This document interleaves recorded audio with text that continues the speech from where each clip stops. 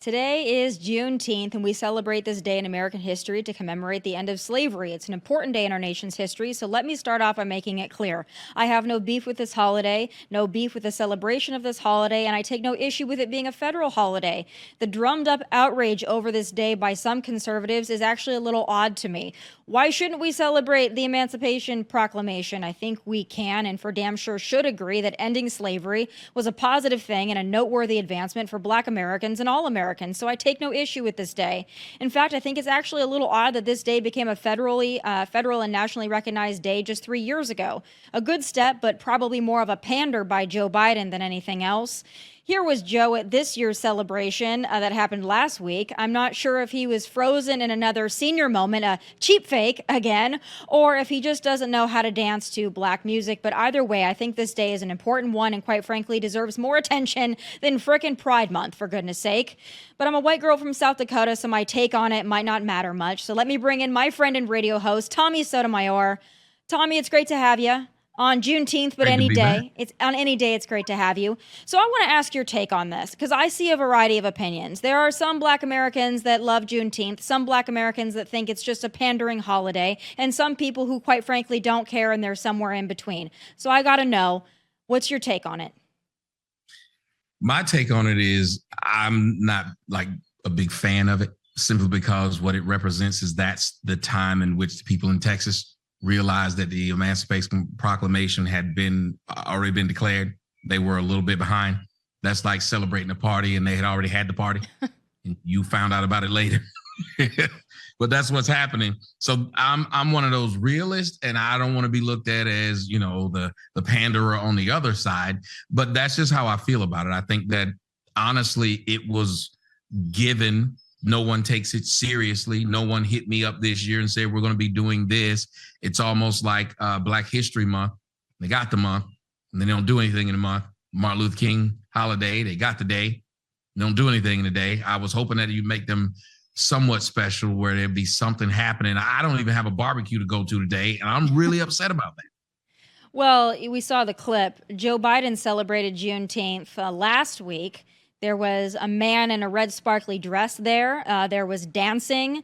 Joe Biden was frozen again. I don't know why he was frozen. I mean, it could be a number of things. He looked rather uncomfortable at the Juneteenth celebration. But we also know that there was a Juneteenth celebration last weekend. Some people got shot at that Juneteenth celebration. I believe that was in Texas. So again, a lot of these Juneteenth celebrations happened a week prior to actually Juneteenth. But I also think, too, what's interesting to me is that this was declared a federal holiday in 2021. Between the years of 2020 and maybe early 2022, it seemed like that the pandering to Black Americans really hit its peak. And that was after the Summer of Love 2020, when looting and rioting in the name of George Floyd was somehow the new civil rights movement, which I still don't understand. But it seems like that's really what this was, is like, oh, we got to make up for something, so we'll declare Juneteenth to be a holiday and we'll kind of semi-celebrate it, and that will solve racism. I don't think it solved anything, but I'm not mad at the day. Like, I think it's a fine day to celebrate. We celebrate much dumber things like Pride Month, so I guess that's where we are with it. Well, I'm more upset about Pride Month being in the month of Father's Day. I'm a father, and I thought that would be something special, and yet it takes over, and no one does anything for Father's Day. I didn't even get a tie this year. No one cares. You spend the least amount of money of all holidays on Father's Day, and I think should be one of the most important days in America. And when you talked about what was going on at that, I think the visual was horrible, but it's kind of what liberals do and Democrats, they do for Blacks. They will give them like some kind of pageantry, some kind of show, but it means nothing, a bunch of pomp and circumstance. When you look at that, you saw a frozen old white man whose hand looked like he was looking for a rail, but there was no rail to be found. Then you had a kind of Black woman that told you she was Indian, and she was somehow coaching her white husband and telling him how to move his feet. And then you had this man that had a full beard but was in a sparkly dress.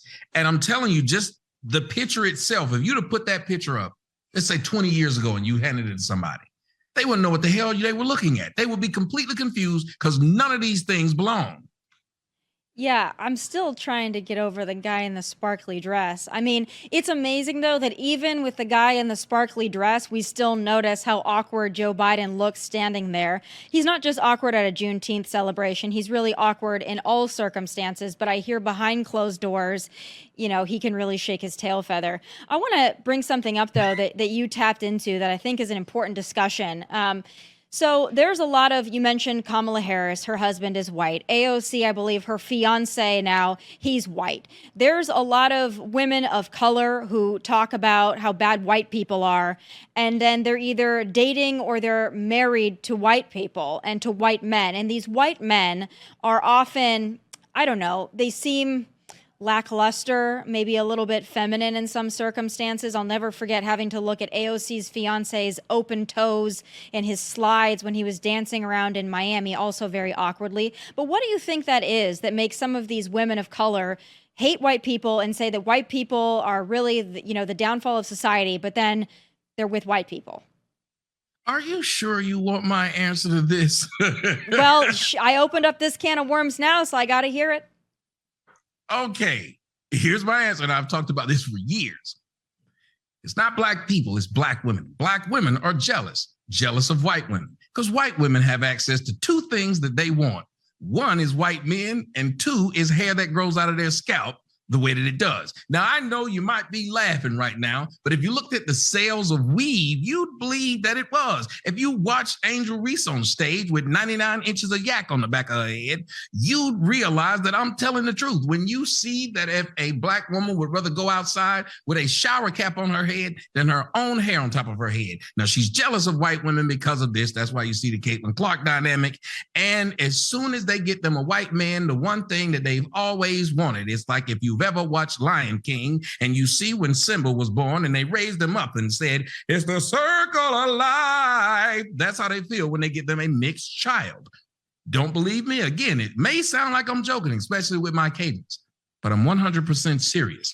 If you watch them from Serena Williams to even the woman who wrote all the poems that they love, I forgot what her name is, and it's slipping my mind right now, but all of them, when they get white husbands, you know what they're never called? Sellouts. Yeah. Well, a black man, if he looks at a white woman, he's called a sellout. Yeah, I was going to ask you about that because it doesn't seem to be the same narrative and the same treatment. If a black woman is with a white man, that's seemingly fine. But if a black man is with a white woman, I mean, it's the end of time. They get relentlessly, I guess, berated. And so that's what I guess is an interesting dynamic to me. But you brought up the whole Caitlin Clark and Angel Reese thing, so we got to get into it.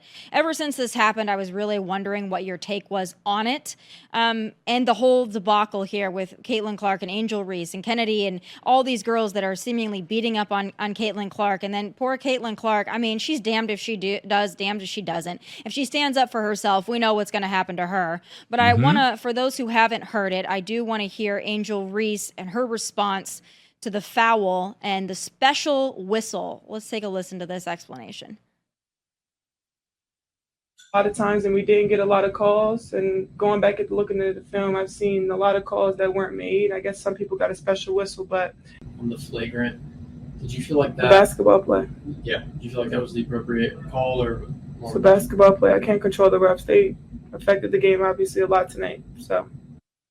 Was it just basketball play or was it intentional in your opinion? Whether it was intentional or not, the rule goes, and it should be, I think it's the same in the WNBA as it is in the NBA. If you hit someone above the shoulders, you will get a flagrant one. Everybody knows this. It happened several times in the playoffs, in the males playoffs. I think it's funny to watch as the women are complaining while they're getting the attention. Was it a foul? I think you can look at it one of two ways. I can't get in their mind. But from the things that preceded, your reputation does precede you. And you like seeing this girl get hit. You cheer for other girls to hit her. Her own teammate, who was a black woman by the name of Aaliyah Boston, laughed as she fell on the ground. Her own teammate. We can't pretend that there isn't racism that's out there, but it seems like it's coming from one direction. Way more is going the other way. But then you can't call it racism when black women do it. You just got to call it their truth. And you got to say, you go, girl, as she hits you in the face and pulls on your long, stringy dog hair. Why do you think that they dislike her so much?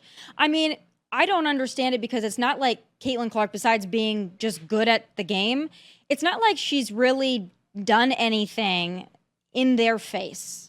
It's not like she's really necessarily flashy or she's attention seeking other than just being good at the sport. I don't see her as someone like, there are others in that space, especially in the NIL space, like the Livy Dunns and some of the other ones, the white girls who are probably better at posting on social media than they actually are at their sport. So maybe I could kind of understand it with some of those if they had a target on their back. But Caitlin Clark, to me, I mean, she doesn't seem like she really is trying to take anyone's attention other than just playing the game. As I told you previously, they are jealous of white women for those two things. If they get attention, they believe that saying that they're only getting attention because they're white. Remember Oscar So White? Well, if the next year they put nothing but black women in there, black women would celebrate this. So they wouldn't, and if somebody said Oscar So Black, they would be called racist. Eventually, we have to see that there's something wrong with this. Caitlin Clark says and does everything right. She will not take the bait when they try to tell her they ask her questions about being filed so hard. And on this one website, they actually condemned her for not taking the bait. They said, see, she's given a white answer and she's not forced to elaborate. Had it been a black person, she'd have been forced to elaborate. And I'm like, many of you guys don't know the WNBA. You couldn't tell people anything about the WNBA. It's the first year you've seen it. And now all of a sudden, you know exactly how these press conferences go. And you know, if she was black, she would have been forced to answer a question better than saying, I just play the game. I don't worry about what goes on. It's just hard basketball. That's all she said. They condemned her for that. It's simply because you wouldn't see this on the other end. We got Luka Doncic. We have Jokic, the Joker. You have all these white players who are doing very well on the male side. And the men aren't complaining like this. These women are jealous because she's bringing them money. This is a perfect example of cutting off your neck to spite your head.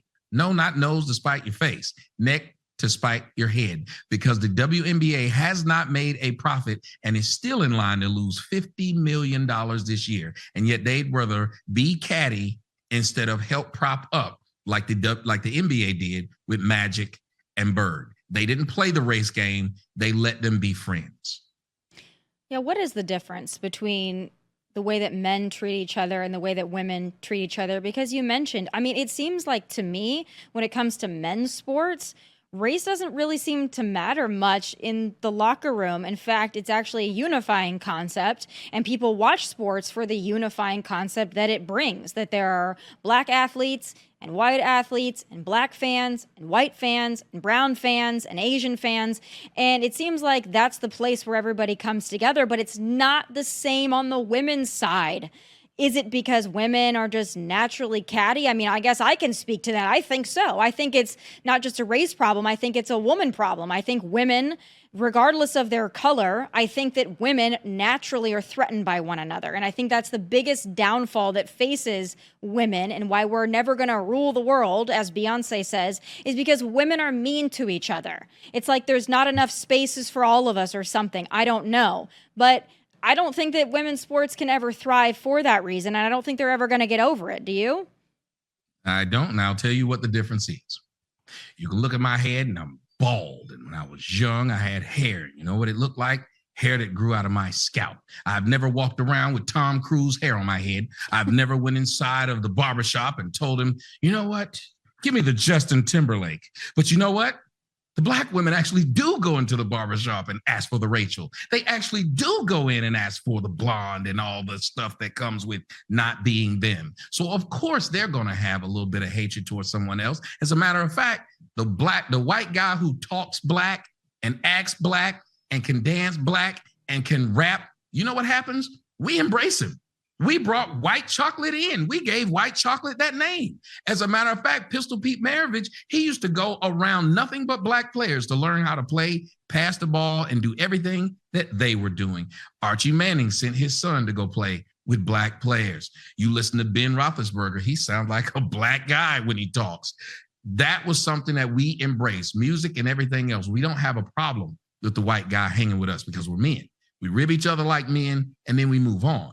Women are a little bit different. And if you're a woman that's always beat down, society now has given you a position to beat down who you feel beat you down.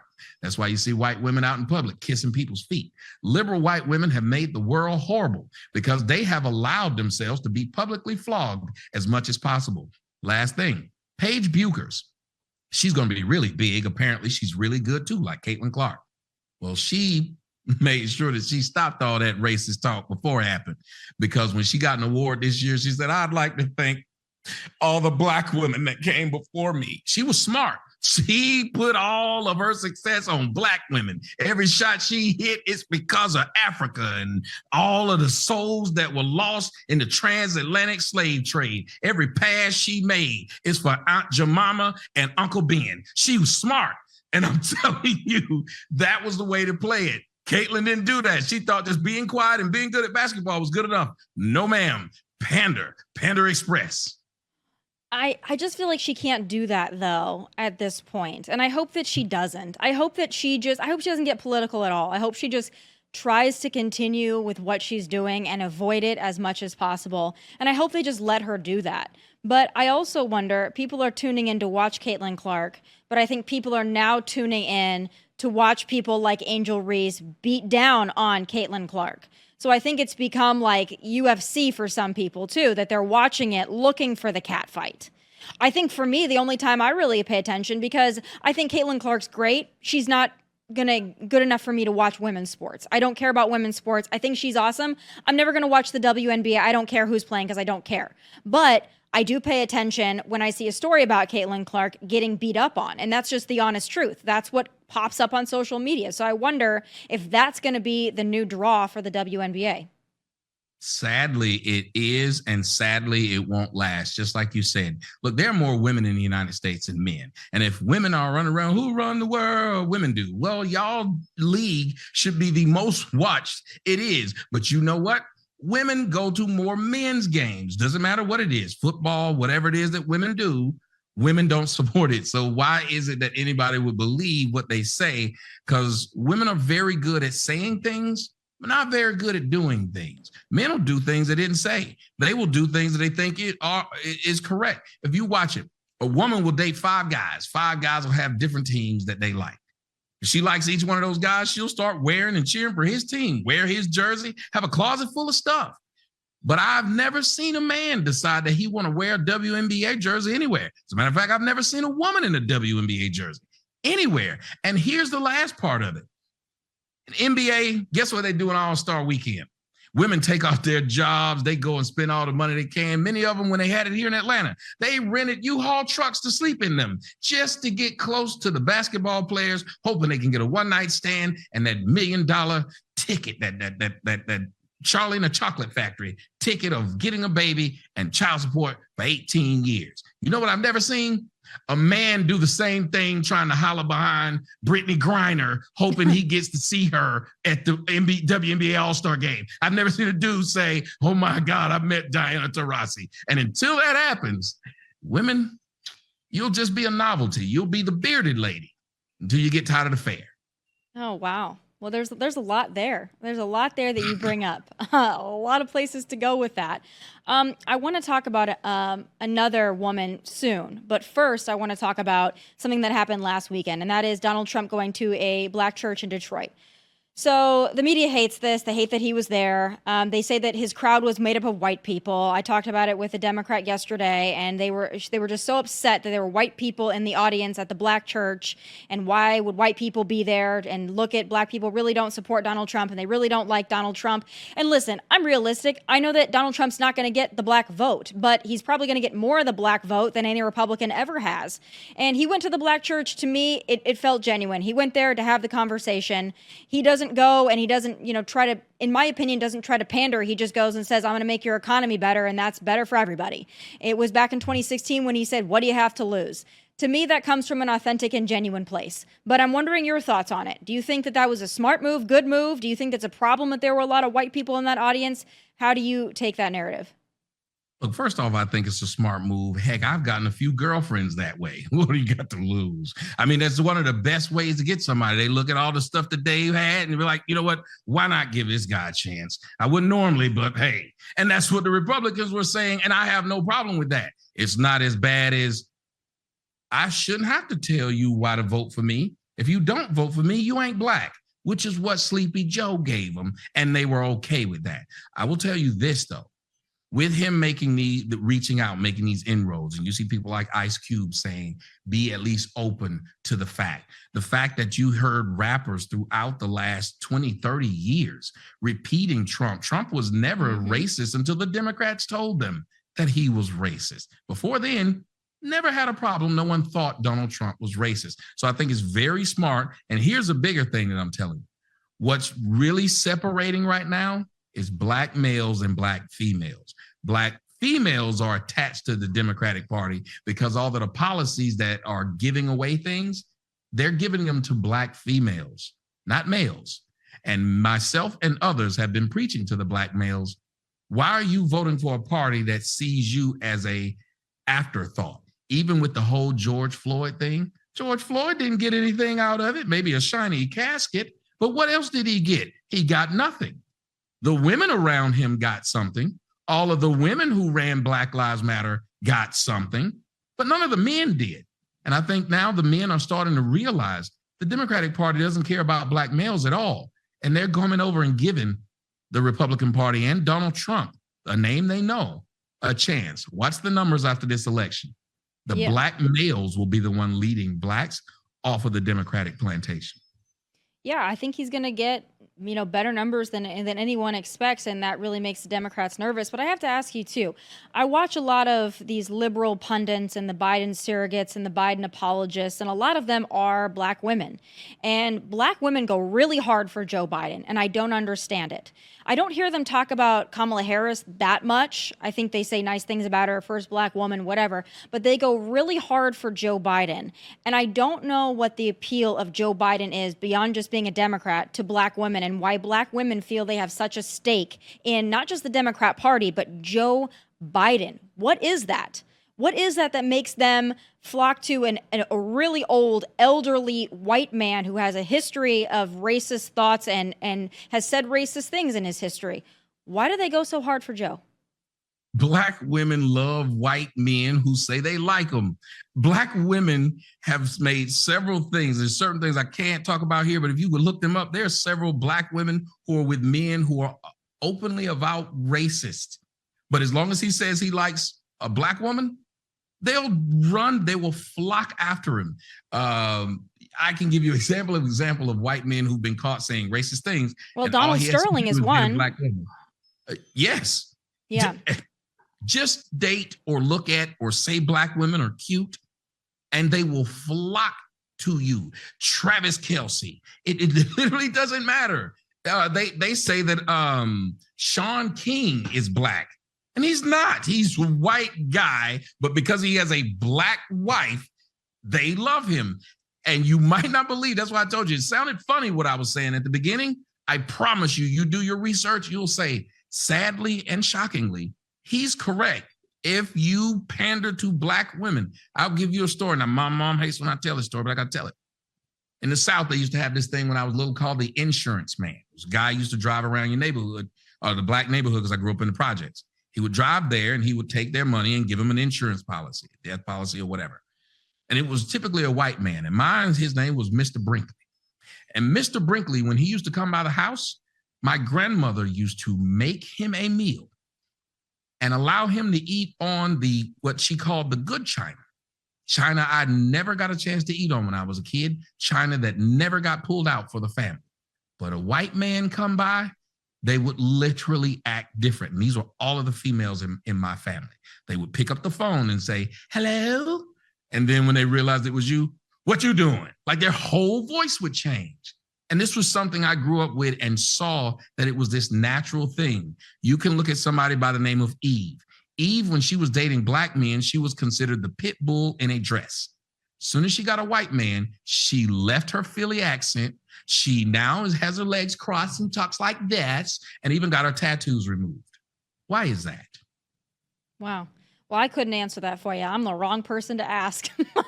I'm the way wrong person to ask because I don't really understand and I don't have that lived experience, so I have no clue. But another lived experience that I don't have is healing people. But apparently, Congresswoman Cori Bush, this is from 2022, but it has since gone viral this week. She claims that she can heal tumors. Let's take a listen to this. You're a pastor. Yes. You write about healing through faith. At one point, you came across a woman with, quote, several visible tumors on her torso. Tell me what happened. So at that time, I, along with a group of friends, we would go out on the street and just meet with people and pray with people and offer them food. And this lady came to us and she had these tumors. I mean, she wanted us to like feel them. And I just remember I put my hand on her and my hand just began to move. And the lumps that were there were no longer there. And she was so happy and she like went on about her day. And I never saw her again. So you think the tumors disappeared? I do. And the woman on PBS doesn't push back at all. Not at all. If Donald Trump said he's healing people's tumors, I can't imagine the outrage. But apparently Congresswoman Cori Bush, she just touched somebody and the tumors went away. She said she never saw the woman again either, so the woman went away too. Okay. First off, I'm not going to allow you or anyone else over there at Outkick to make fun of this black woman because black women are magic. You know black girl magic is a real thing. This was just proof of it. Why would you deny it? We've been told black girl magic ever since Jesse Williams and his black father and white mother got in front of the world and told them how great black women were, even though he left one for a white woman. But that's not the point. Black girl magic can make all things disappear. Tumors, fathers, all these things, they can make them just disappear. And this was just proof. Listen, let me tell you something. If Donald Trump said this, they would point out how crazy he was. They would point out how crazy the right was. And yet when she does something like this, we just act like she didn't say it or we believe it's true. And like you said, the woman's just sitting there. I know in the back of her white mind, she was thinking, this woman's nuts. But she also wanted to keep her job. So she just went along with it and smiled and said, yes, that sounds plausible. Plausible indeed. You brought something up, though, and this is the last thing I'm going to ask you because I got to let you go. But I'm intrigued. So you have to explain to me, from your perspective, why women, like, for example, Sage Steele, who left ESPN, she really stuck it to ESPN. She's now sticking it to CAA. She's gone out. She's done, great things. And to me, she's a role model and an inspiration. But Black women don't seem to feel the same way. And maybe I'm wrong, but I haven't seen Black women flock to her defense or stand up for her. And I would argue that she's a great role model for women in general, but I don't see the same support for her. And why do you think that is? Oh, when she was young, she went through the same thing a lot of biracial girls went through. She wasn't white enough to be white or black enough to be black. The black girls tried to tell her she was black. And then once she accepted she was black, they started beating her up because she was the wrong kind of black. Then she went and got her a white man, and that made everything good until you realize that she wasn't liberal. That made her bad. If you don't flock to the liberal standpoint, it doesn't matter if you're biracial or whole black. Perfect example. Simone Biles. Black women don't flock to her either. Have you noticed that? As soon as she stood up for her husband and said that he's the man and she enjoys being his wife, they were done with her. If you do not spout the liberal talking points, if you do not help them get the victim mentality that they need, Sage does not play a victim. She did not play a victim when she left ESPN. She has not played a victim since she's joined ESPN or came into broadcasting. She never played the I'm black thing. She never did that. And it was smart. See, Malika Andrews does it, even though Malika Andrews don't look black and her man ain't black, but they like her. They will like anyone who helps them feel like they're constantly, consistently victimized. So no, they're not going to stand up for Sage Steele. And they don't care about Sage Steele, just like they don't care about Simone Biles. And I can name you plenty of Black women who have not went over to the I'm a victim, I lead with my Blackness, and I am a Black female, hear me roar. I don't know if you know who, what is his name? He used to be at CNN. He looks like a parrot. I forgot his name. Roland Martin. Okay. Roland Yep. Martin, he had a picture with a shirt on, and it said, "Vote like a Black woman." What does that even mean? But that's the kind of stuff you have to say and do in order to be in that sorority of Black women. And since Sage won't do it, and she's a fellow Panamanian, because she won't do it though, she doesn't get the credit that she deserves. We will rather uplift Angel Reese for going out and twerking with Meg Thee Stallion than someone like this who has family values. I mean, to end it, why would you cheer for someone who believes in marriage and having children within marriage if 76% of you don't?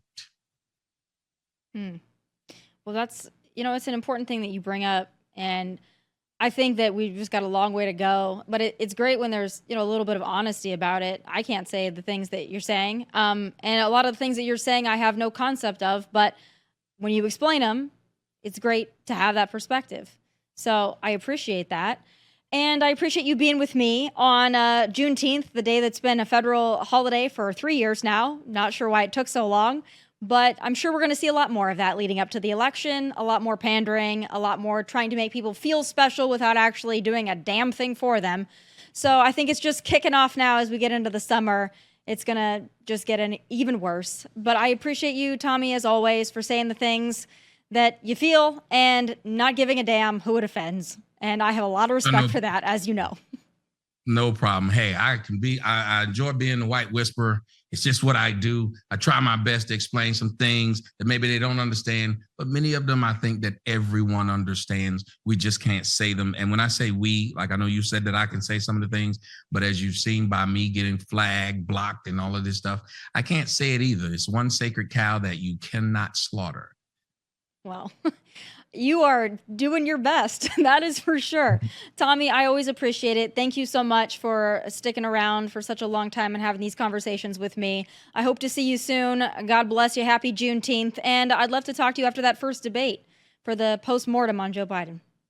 Love to do it. All right. Thanks, Tommy. Speaking of that, folks, the only cheap fakes are the Democrats and the media hacks pretending all is well with Joe. But it's truly the lib's cell phone of the month, and I'll explain because it's time for my final thoughts.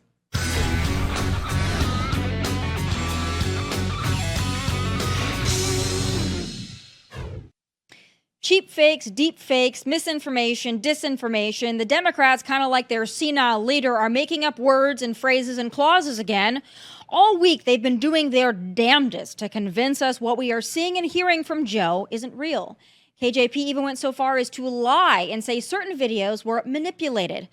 Well, throughout this commentary on the right side of your screen, you will see the videos in question, both of them playing in full on a loop. So you at home can be the judge and the jury. Is Joe doing well? Well, you answer that one for yourself. But as for the Democrats and Biden surrogates and the paid twerpy influencers and hacks and mainstream media who have spent all week whining about the cheap fakes and half-ass and half-heartedly defending his physical and mental state, y'all are owning yourselves. This whole cheap fake narrative you've concocted is going to backfire on all of you, and it's going to backfire on Joe too. By making such a hissy fit about the videos, you're just encouraging more Americans to watch the videos, which from any angle or vantage point or edit makes your president look like a decrepit, senile fool who needs his Obama visiting angel to function.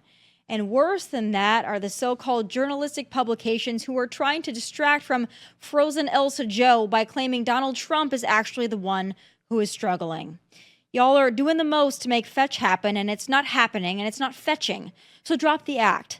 None of you want Joe as your candidate. Jill Biden is literally the only person on earth that is jazzed about it, and that's because she loves the power and she's an evil elder abuser. But the rest of you hate that you have to defend Joe, and you know it. I see it in your dead and glossed over eyes every time you make your half-ass attempts to gaslight us. Joe isn't sharp behind closed doors or in front of doors. Joe is as energetic and nimble as a doorknob, maybe. So take your cheap fake, deep fake, misinformation, disinformation, and shove it, because y'all are not fooling anyone. You're not even dumb enough to fool yourselves. And those are my final thoughts. Please be sure to tune in tomorrow live at 1 p.m. Eastern. Also, please like and subscribe to the YouTube channel at Tomi Lahren is Fearless. From Nashville, God bless and take care. What's up, guys? Thank you for watching Tomi Lahren is Fearless. If you want more of my hottest takes, must-see conversations, and of course, my final thoughts, click here and make sure you subscribe here so you'll never miss a beat. I'll be here every weekday and I hope you'll join me.